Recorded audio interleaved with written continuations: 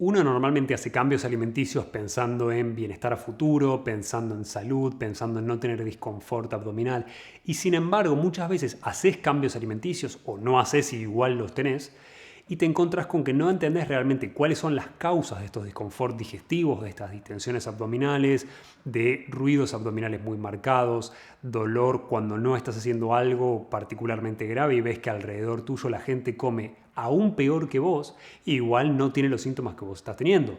Entonces vamos a ver hoy cuáles son las causas de este tipo de síntomas, porque las soluciones cuando no son ligadas a algo alimenticio son extremadamente fáciles.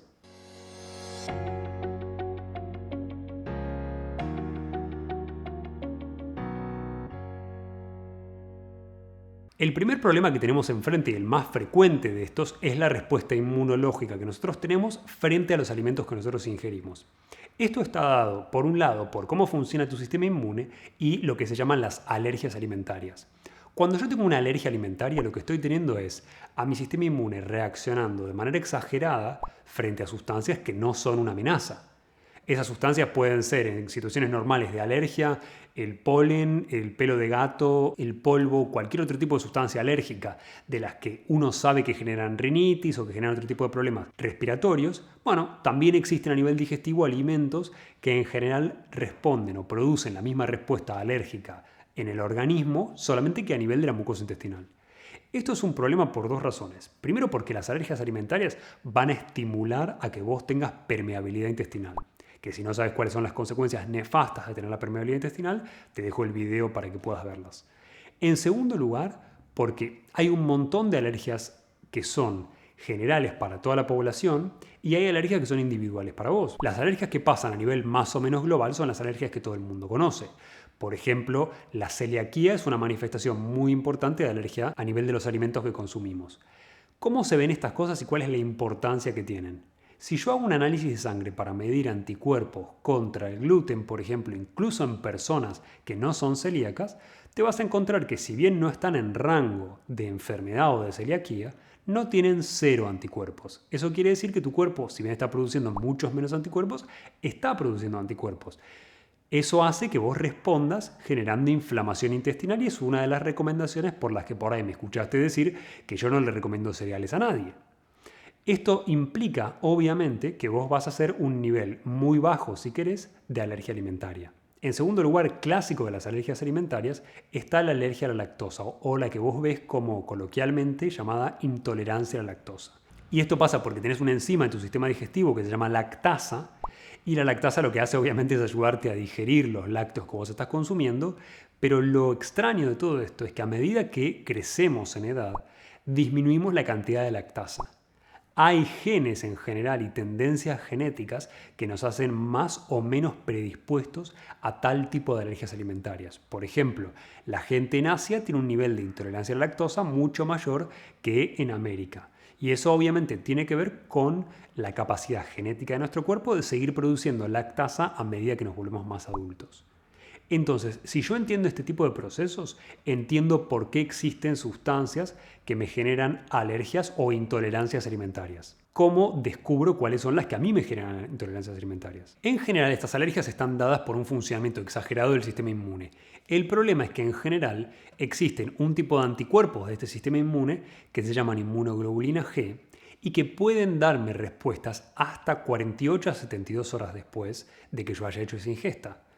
¿Quién corno se va a dar cuenta de que su alergia alimentaria es por algo que comió o almorzó hace 3 días? Este tipo de situaciones hace mucho más complejo poder determinar realmente cuál es el elemento que a mí me está generando alergia alimentaria y hacen que yo produzca lo que se llama falsos negativos.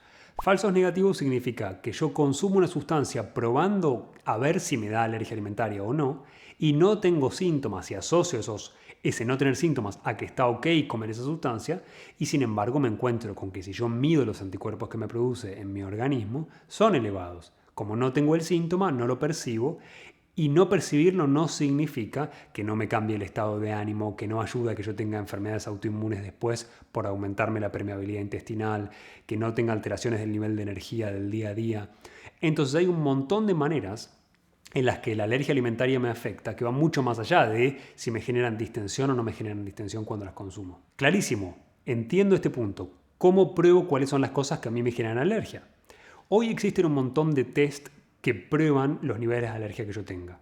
Problemas básicos. Primero, altísimos costos.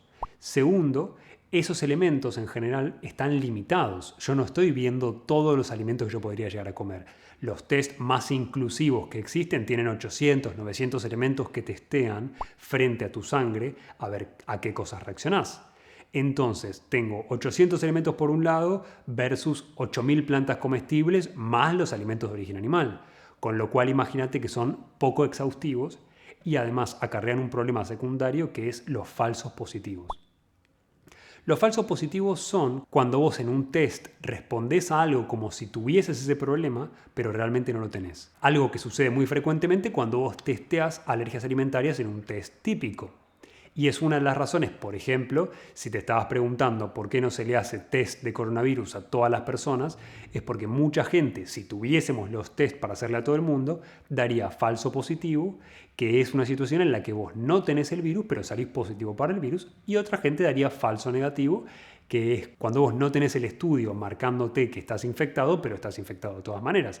Entonces, este tipo de problemas acarrean una dificultad extra, que es determinar realmente cuáles, si me hago estos test, cuáles de estas sustancias que yo tengo testeadas son falsos positivos y cuáles son realmente así. Entonces, ¿qué solución me queda si yo quiero saber cuáles son las cosas a las que hago alergia alimentaria, pero entiendo que todos tienen su pro y su contra? Bueno, en primer lugar, sacar las cosas que a todo el mundo genéticamente le van a generar alergia. En segundo lugar, mucha de la respuesta inmunológica que a mí me hace generar alergia a un producto determinado tiene que ver con el funcionamiento de tu sistema inmune. Entonces, si yo mejoro el funcionamiento de mi sistema inmune, bajo las sustancias a las que hago alergias. Esto lo podés cotejar cuando te sobran los recursos y podés hacer un test de alergias alimentarias en un momento determinado, mejorar tu sistema inmune y al año siguiente hacer el mismo test y darte cuenta de que respondés negativamente frente a muchas menos cosas que antes. Por ende, la prioridad a nivel de alergia alimentaria va a estar en mejorar el funcionamiento del sistema inmune y en evitar la permeabilidad intestinal en general. Por otro lado tenés la flora bacteriana, y no la flora bacteriana en el sentido de siempre de cambiar tu metabolismo o de ayudar a la flora bacteriana a crecer tomando probióticos, sino entender que vos tenés una flora bacteriana que se vino desarrollando a lo largo de toda tu vida acorde a la dieta que vos tuviste.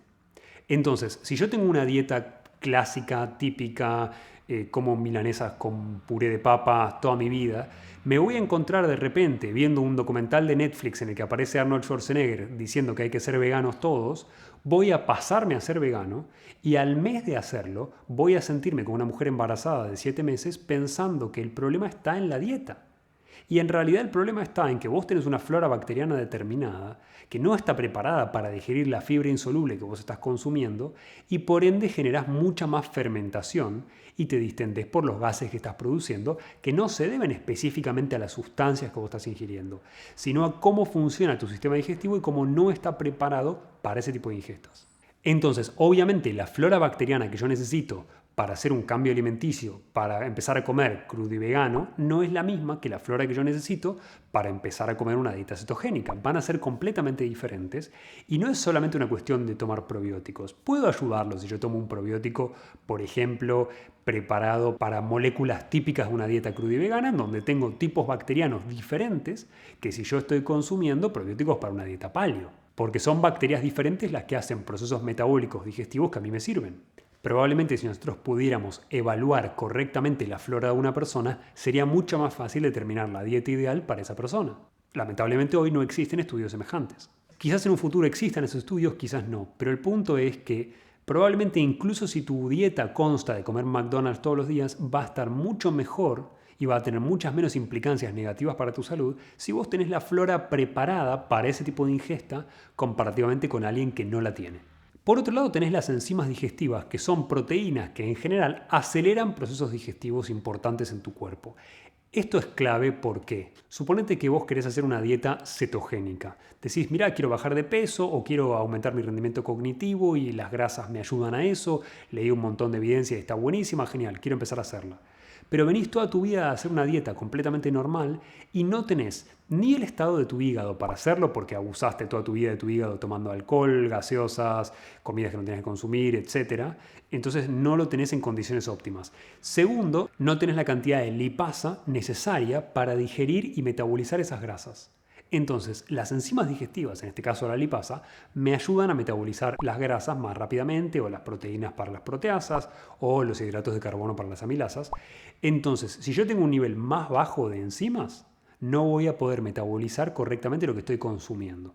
¿Por qué te planteo esto? Porque muchas veces la gente empieza una dieta específica, por ejemplo, empieza una cetogenia, no tiene las enzimas, no tiene el hígado en el estado correspondiente como para empezar este tipo de alimentación y se encuentra con que empieza a hacer la dieta, se siente pésimo al mes de hacerlo y va a decirle a todo el mundo, no, esta es una mala dieta, no la hagas, me hizo daño. Y en realidad no se debía a un problema dietario de por sí, sino que se debía a un problema enzimático por un lado y de la capacidad metabólica nuestra según el estado de tu hígado. Fíjate cómo todos los tipos de causas que yo te estoy mencionando son fácilmente solucionables. Yo puedo tomar enzimas, puedo tomar probióticos, puedo hacer un cambio alimenticio más paulatino mientras voy cambiando mi flora. Son todas maneras de solucionarlo que ni siquiera requieren fuerza de voluntad. Por otro lado, hay un factor clave que va a determinar cómo a vos te funciona una dieta específica, que son los déficits nutricionales y los desbalances que nosotros hacemos. ¿Por qué? Porque si yo hago un desbalance, que es el clásico, que es un desbalance entre el colesterol que vos llamás bueno y el colesterol que vos llamás malo, LDL y HDL, obviamente si tengo un aumento de LDL y tengo una baja cantidad de HDL, tengo más riesgo cardiovascular, todas las cosas que ya sabes, pero si yo quiero corregir eso, tengo que entender qué tipo de alimentación me va a ayudar a corregirlo. En donde una alimentación rica en grasas saludables y baja en producto animal me va a hacer más fácil la vida en esta circunstancia específica, pero puede ser la situación completamente opuesta en el caso de una persona que tiene un déficit de proteínas y un déficit de B12 en sangre. Fíjate cómo los déficits nutricionales y los desbalances en tu cuerpo te pueden ayudar a determinar qué dieta te va a ayudar a sentirte correctamente, con más nivel de energía, con un mejor funcionamiento y con más prevención a futuro, donde no hay una herramienta que valga para todos y donde hacer un paneo que te muestre realmente qué nivel de déficit nutricionales vos tenés o qué nivel de desbalances vos tenés puede ayudarte a determinar si una dieta es o no es correcta, siempre y cuando uno la mire con objetividad. El punto es que muchas tendencias, tanto genéticas como de nutrientes, deberían modificar nuestra dieta si nosotros queremos hacer algo relativamente correcto para nuestra situación individual, a pesar de que no tienen absolutamente nada que ver con la alimentación que elegimos hacer a partir de este momento. Por último, hay dos elementos que son claves cuando vos tenés un problema digestivo y que obviamente tampoco están ligados a lo que comemos. Uno tiene que ver con el sedentarismo y otro tiene que ver con tu estado de ánimo y tu nivel de estrés. Nuestro cuerpo evolucionó con un sistema digestivo que durante miles de años se acostumbró a un ser humano que estaba en movimiento constante.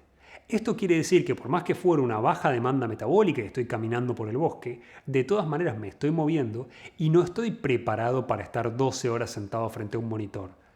¿Por qué implica esto un cambio a nivel digestivo? Primero porque me voy a distender y voy a tener más dolor intestinal en la parte baja de mi abdomen.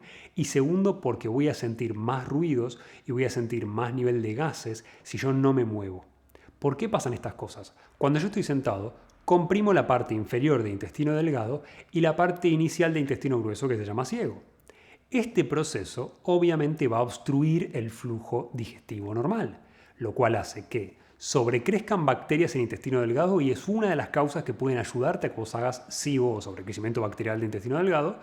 Y segundo, porque te van a ayudar a que vos fermentes más con tus bacterias.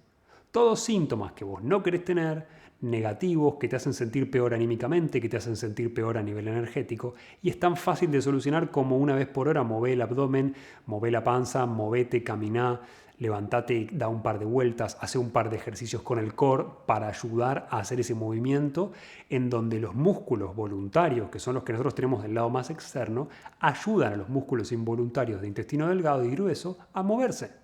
Y por otro lado, el equilibrio entre el simpático y el parasimpático, que son dos funciones de tu sistema autónomo, de tu sistema nervioso, que es el que no decidís vos activar, en donde los niveles de estrés elevados, los niveles de ansiedad elevados, obviamente obstruyen el proceso digestivo correcto y da dos tipos de síntomas diferentes.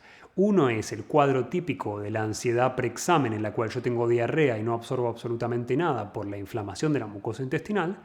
Y otro es el cuadro en donde yo tengo problemas digestivos con más distensión porque mi nivel de estrés impide la contractilidad muscular del intestino delgado, que es un proceso muy ligado al parasimpático, al proceso opuesto. Entonces, necesito un nivel de tranquilidad y de bienestar emocional para hacer una digestión correcta. Esa es una de las razones por la cual vos podés estar comiendo una hamburguesa de McDonald's que no va a ser la misma circunstancia y cómo va a impactar en tu organismo si la comes a las 11 de la noche porque llegaste tarde a tu casa y estás solo y triste, que si estás comiéndola en la playa en verano rodeado de todas las personas que vos querés sonriendo. Esto tiene absolutamente que ver con el impacto en tu organismo a través de cuánta actividad parasimpática y simpática vos tenías. Si querés saber cómo mejorarlo, te dejo el video sobre cómo bajar los niveles de cortisol que te ayudan a su vez a bajar la actividad simpática. Todos los motivos que yo te mencioné en este video de disconfort digestivo son medibles excepto la flora intestinal y son fácilmente solucionables todos. Entonces mi consejo es aplicar estos antes de ver cuál sería la alimentación ideal para vos, porque es algo que te va a ayudar a no cometer errores a futuro y es fácilmente solucionable. Si te gustó este video, suscríbete al canal porque todas las semanas va a ser videos como este sobre cómo mejorar tu calidad de vida de manera no ortodoxa.